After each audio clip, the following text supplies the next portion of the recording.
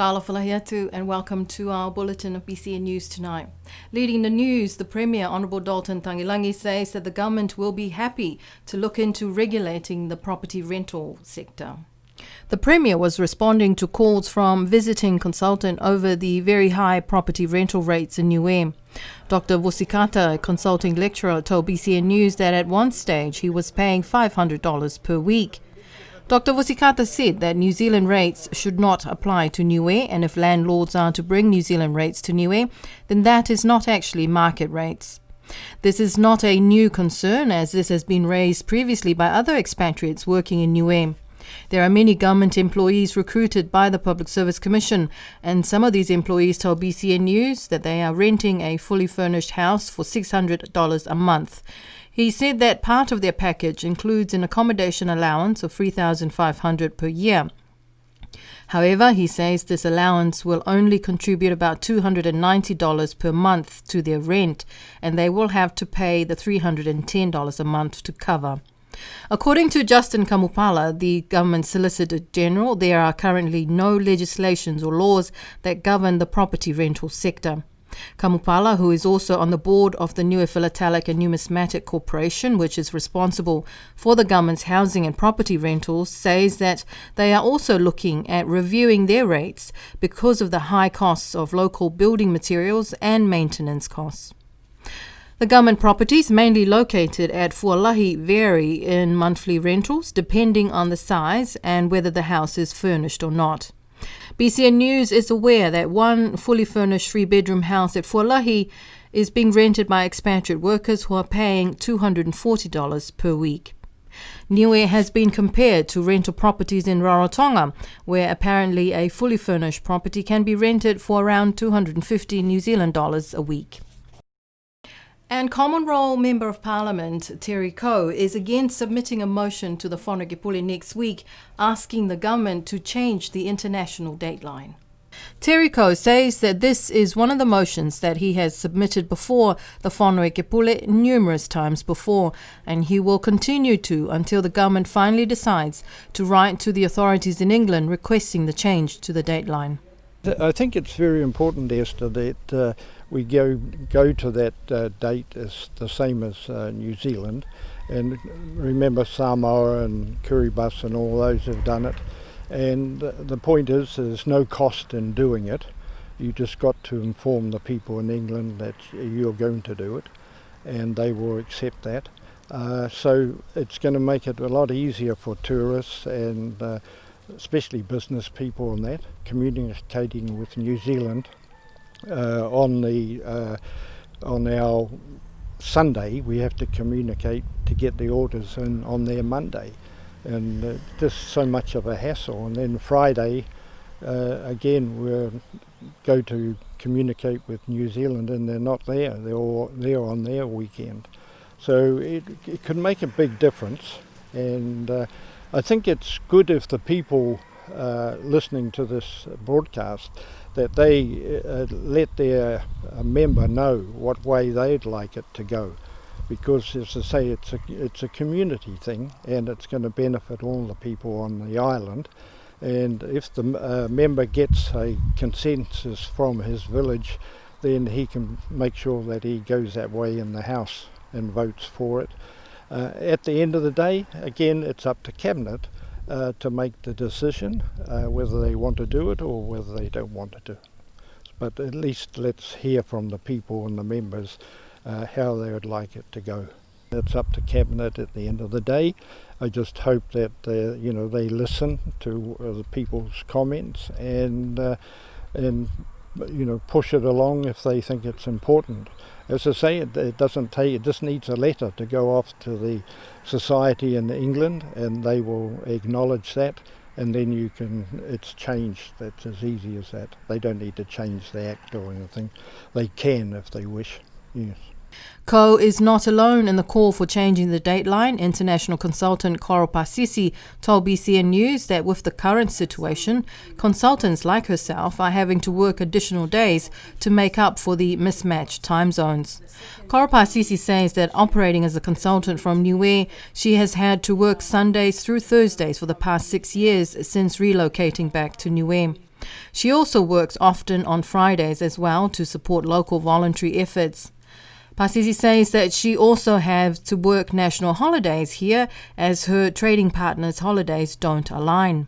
She says that this is not optimal for work-life balance or for maximizing opportunity for productive working hours. She also added that her children think she's going to hell because she works on Sundays. Coral says that she does not see any disbenefits from moving the Dateline, and she hopes that this motion by Terry Coe will finally pass next week at the Whanokepule. The government is undergoing an upgrade to the Niue prison in what is going to be a two-phase project. According to the Chief of Police, the first phase, which started a couple of weeks ago, renewed old electricals in the prison, which had been a hazard for some time, and they will be renewing the leaking roof as soon as the materials are available. The Minister of Finance and Infrastructure, Honourable Crosley Tatui, said in a statement to BCN News that he has seen the condition of the prison and the problem does need fixing. The second phase of the prison upgrade is a much bigger part to ensure the safety of the prisoners. Several years ago, there was an incident of prisoners self-harming, and so to avoid a repeat of that, the second phase of the prison upgrade will also include suicide-proofing the prison cells. The Niue Police Department is responsible for the maintenance and upkeep of the prison facilities. Chief Timothy Wilson told BCN News that because there were long periods when there were no prisoners, maintenance of the facility was not a priority, which led to the status that it is in now. There are currently 3 prisoners in the prison, and some are expected to be there for extended period of time. And there's been some recent development with the leadership saga of the Niue Rugby Union. Yesterday, BCN News received a copy of a petition signed by NRU members, including the Referees Association, calling on the Secretary of the Niue Rugby Union to call a special general meeting. The petition was signed by 17 members, including the village clubs, the Referees Association, and representative of the women's rugby. The petition was dated on the 4th of September, invoking Article 14 bar 1 of the Niue Rugby Union Constitution. It reads, as council members of the Niue Rugby Union, we request a special general meeting to address members of the executive, given reasons highlighted below: the vacancy of the president, resignation of the chief executive officer vacancy, any other vacancy, annual meeting reports, union financial reports, and general business. The petition was also signed by Norman Misimesi, who signed as acting president, confirming the news from last week that he had resigned from the executive as the chief executive officer. According to BCN News sources, the village unions are concerned over the leadership of the Niue Rugby Union. These concerns also extend to the decisions by an executive of only 2 members without a quorum. The quorum for an executive meeting of the NRU is 4. This latest development comes after the second cancellation of the Sevens tournament, which was scheduled to be held last Friday, but did not take place because the teams withdrew from the tournament. The current executive members of the Niue Rugby Union still on the island are Norman Misimesi and the Secretary Sydney Louis, both of whom do not want to comment on this story. The other members, Tony Edwards, has moved to New Zealand, and the president was the late Sutoke Talangi. BCN News expect further developments in this story and will update in our next bulletin next week. The women of Alofi North put on a fabulous and colourful exhibition of their artistic talents yesterday during their annual show. The hall was full of stalls displaying an array of crafts and colourful embroidery work, as well as those selling food and drinks for the visiting crowds. Opened by the Reverend Navy Salatielu of the Ecclesia Alofi Church and attended by government dignitaries and diplomats. Also in attendance was Lady Fifita Talangi and former Premier Young Vivian, also Common Role Member Richard Hipa. I'm very proud of Alofi Tokilau, the women, their good work, and the efforts that they do to excel in their crafts. If you can see, they love the Sivaiwai patterns.